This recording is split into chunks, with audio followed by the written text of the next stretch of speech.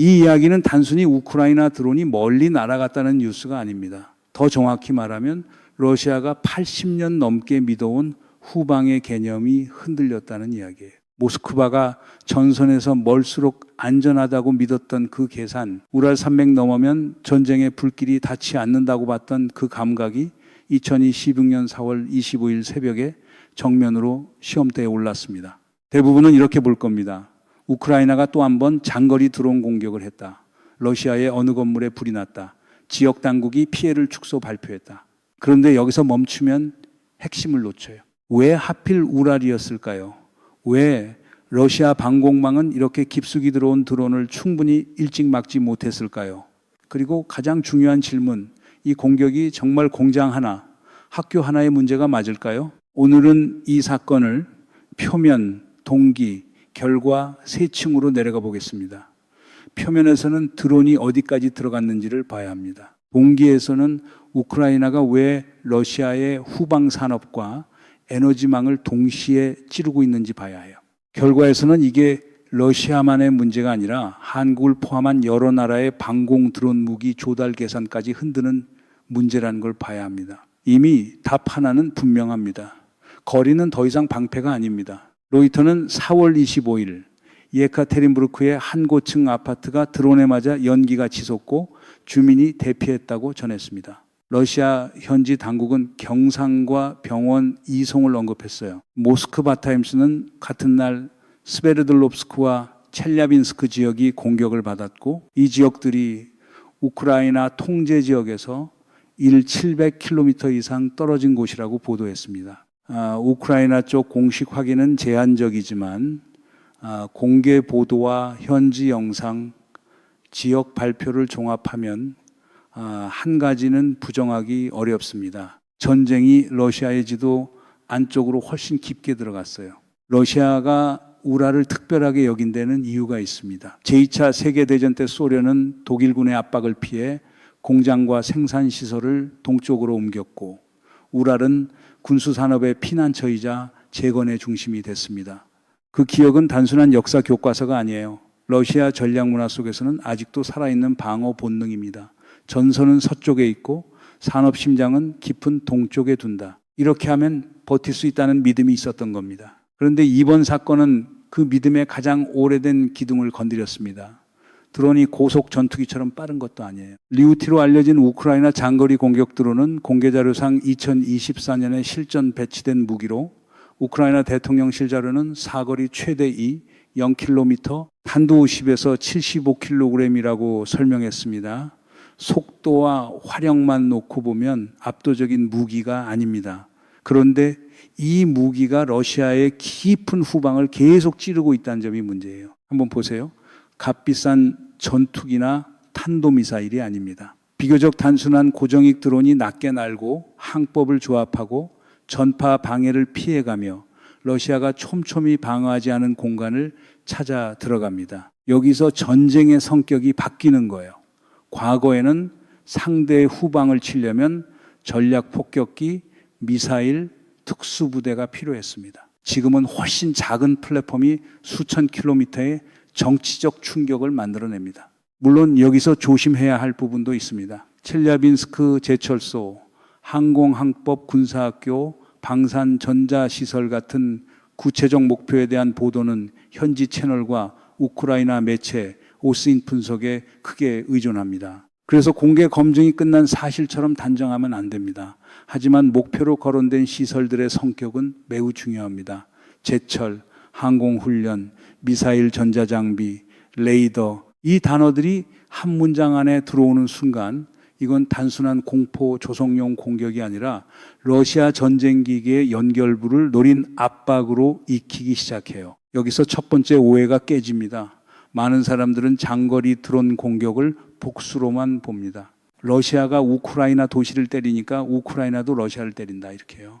맞는 부분은 있습니다. 하지만 그게 전부라면 설명이 너무 얕습니다. 우크라이나가 실제로 노리는 건 러시아 국민에게 겁을 주는 것만이 아니라 전선 뒤에서 전선을 움직이는 체계를 흔드는 것입니다. 정유소, 송유시설, 탄약고, 지휘소, 훈련시설, 방산 공장, 이건 전선을 직접 밀어붙이는 방식이 아니라 전선을 먹여 살리는 혈관을 자르는 방식이에요.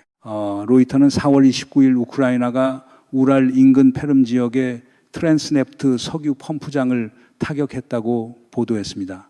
거리 만일 500km 이상입니다. AP도 우크라이나의 장거리 타격 범위가 2012년 약 630km 수준에서 최근 약 1750km까지 늘어났다고 짚었습니다. 이 흐름을 보면 4월 25일 우랄 공격은 따로 떨어진 사건이 아닙니다. 점점 멀어지는 좌표, 점점 깊어지는 표적, 점점 넓어지는 러시아 내부의 불안이 하나의 선으로 이어지고 있어요. 그런데 한 가지 놓치면 안 되는 게 있습니다. 러시아 방공망이 약해서 아무것도 못했다는 단순한 결론으로 가면 또 틀립니다. 러시아는 여전히 세계에서 가장 큰 방공자산을 보유한 국가 중 하나입니다. 문제는 자산의 존재가 아니라 배치의 압박입니다. 전선, 모스크바, 크림반도, 석유시설, 방산도시, 항공기지, 그리고 이제 우랄까지 지켜야 할 것이 너무 많아졌어요. 넓은 영토는 러시아의 전략적 기피였지만 드론전에서는 방어해야 할 표면적이 됩니다. 결국 답은 간단해 보입니다. 러시아가 후방 방어를 충분히 촘촘히 하지 못했다는 거죠. 여기서 이야기를 끝내고 싶어집니다. 그런데 진짜 문제는 이 다음입니다. 왜 러시아는 후방을 촘촘히 방어하지 못했을까요? 몰라서였을까요? 아니면 알고도 못했을까요? 이 질문이 중요한 이유는 방공망은 마음 먹는다고 하루아침에 전국에 깔 수 있는 장식품이 아니기 때문입니다. S-400이든 판치르든 토르든 레이더든 한 곳에 배치하면 다른 곳에서 빠집니다. 전선으로 보내면 후방이 비고 후방으로 보내면 전선이 얇아져요. 모스크바를 두껍게 덮으면 지방 산업도시는 비게 됩니다. 러시아가 가진 넓은 국토는 이제 우크라이나가 계산하는 압박의 무대가 됐습니다. 참 신기하죠. 땅이 넓다는 장점이 어느 순간부터 구멍이 넓다는 뜻으로 바뀝니다. 이 지점에서 러시아 내부 여론의 균열도 생깁니다. 전쟁 초기에 러시아 국민 다수는 전쟁을 텔레비전 화면으로 봤습니다. 폭발은 우크라이나 도시에서 일어나고 징집은 다른 지역에서 벌어지고 후방 산업 도시는 여전히 출근하고 퇴근했습니다. 그런데 예카테린부르크의 주거 건물 피해 장면은 이 거리감을 깨뜨립니다. 전쟁이 화면에서 계단으로 뉴스 자막에서 자기 집 유리창으로 이동한 거예요. 이것은 군사 피해와 별개의 심리적 타격입니다. 크렘린이 가장 오래 팔아온 상품은 승리보다 안전이었습니다. 강한 지도자가 있으니 국경은 지켜지고 국가는 흔들리지 않고 서방의 압박에도 러시아 내부는 안전하다는 서사였죠. 그런데 드론이 우랄까지 들어오면 그 서사는 다시 질문을 받습니다. 정말 안전한가요? 정말 통제되고 있나요? 그리고 정말 이 전쟁의 비용이 국경 밖에서만 발생하고 있나요? 주류 보도만 따라가면 이 구도는 종종 흐려집니다. 칠러 매체는 피해를 줄이고 친우크라이나 채널은 성과를 키웁니다. 서방 언론은 에너지 인프라 타격을 중심으로 보고 러시아 현지 채널은 방공 실패와 주민 불안을 중심으로 말합니다. 어느 한쪽 프레임만 보면 절반만 보입니다. 여러분이 뭔가 이상하다고 느꼈던 지점이 여기에요.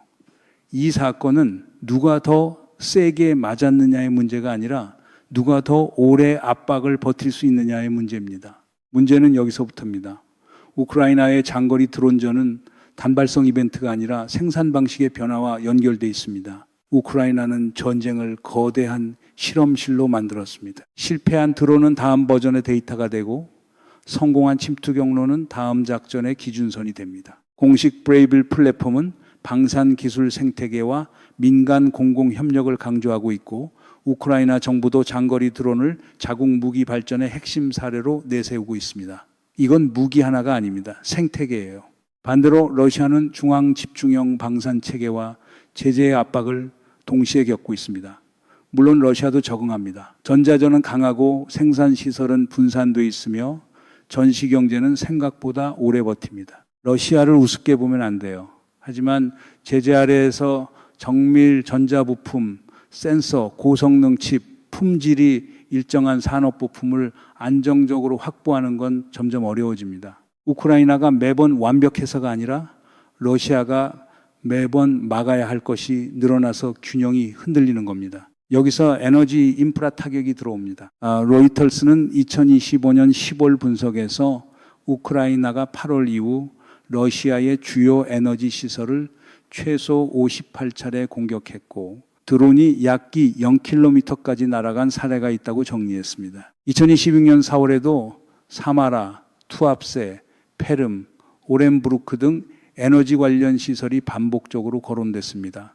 원유와 정유 시설은 단순한 경제자산이 아니에요. 러시아 전쟁 재정의 산소통입니다. 산소통을 직접 터뜨리기 어렵다면 밸브를 계속 흔드는 방식이 나옵니다. 그럼 러시아는 어떻게 대응할까요?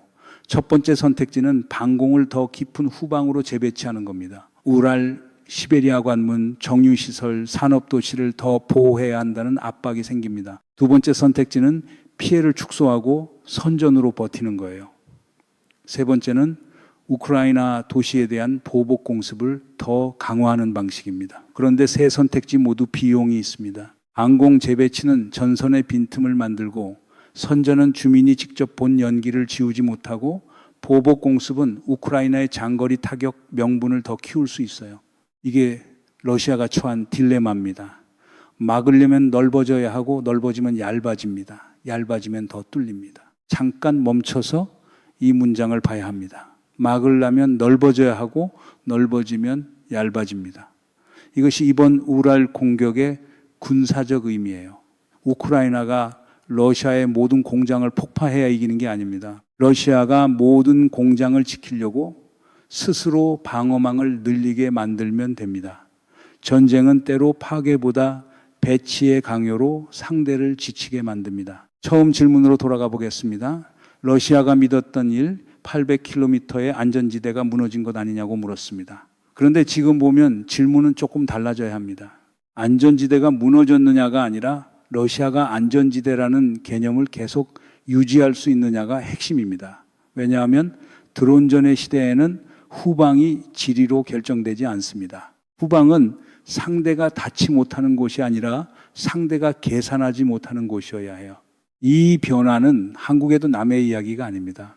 한반도는 러시아보다 훨씬 좁습니다. 산업시설, 항만, 공항, 반도체 클러스터, 에너지 터미널, 지휘 통제 시설이 촘촘하게 붙어 있어요. 북한의 미사일만 보는 시대가 아니고 중국의 회색지대 압박만 보는 시대도 아닙니다. 저가 들어온 자율항법, 전자전 회피, 군집 운용, 민간 인프라와 군사 인프라 사이에 애매한 경계가 동시에 들어옵니다. 한국이 러시아의 실패를 남의 실패로만 보면 다음 교훈은 훨씬 비싼 가격으로 오게 됩니다. 특히 한국 정치권이 이 문제를 진영 싸움으로 소비하면 위험합니다. 보수 쪽은 동맹만 강조하면 끝이라고 착각하기 쉽고 진보 쪽은 긴장 완화라는 말만으로 기술적 위협이 사라진다고 믿기 쉽습니다. 둘 다 부족합니다. 동맹은 필요하지만 뭐든 적어도 드론을 대신 잡아주지 않습니다.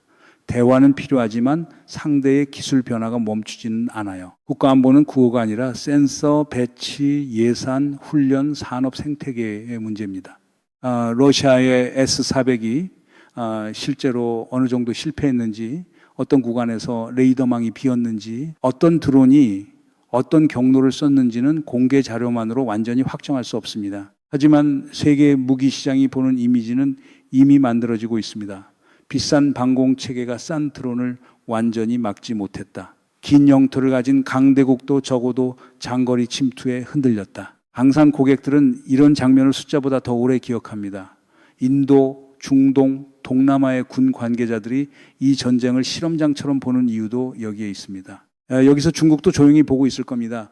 대만 해협 시나리오에서 장거리 드론과 저가 소모용 무기는 더 이상 주변 장비가 아닙니다. 일본도 보고 있을 것이고 북한도 당연히 보고 있을 겁니다. 누가 어떤 교훈을 가져가느냐에 따라 동아시아의 다음 위기 양상이 달라집니다.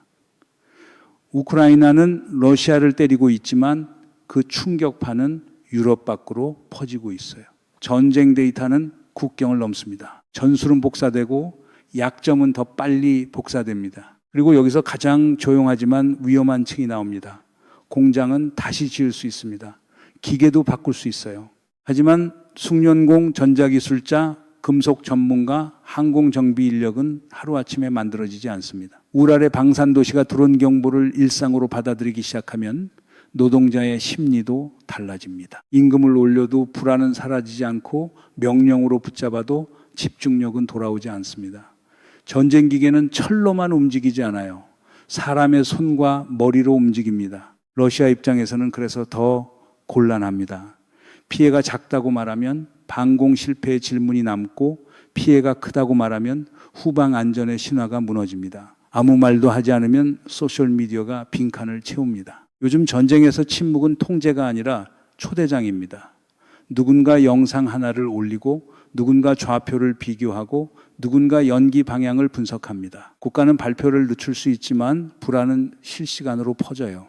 우크라이나에도 위험은 있습니다. 장거리 타격이 확대될수록 민간 피해 논란, 국제 여론, 서방 지원국의 관리 부담이 커집니다. 러시아가 민간 인프라 공격이라고 주장할 공간도 넓어집니다. 따라서 우크라이나의 작전은 군사적 효과만이 아니라 정치적 정밀성도 요구받습니다. 목표가 군수에너지 전쟁 지속 능력과 명확히 연결될수록 국제적 설득력이 생기고 민간 피해가 커질수록 그 설득력은 흔들립니다. 이것도 전쟁의 또 다른 전선이에요. 하지만 큰 흐름은 이미 보입니다.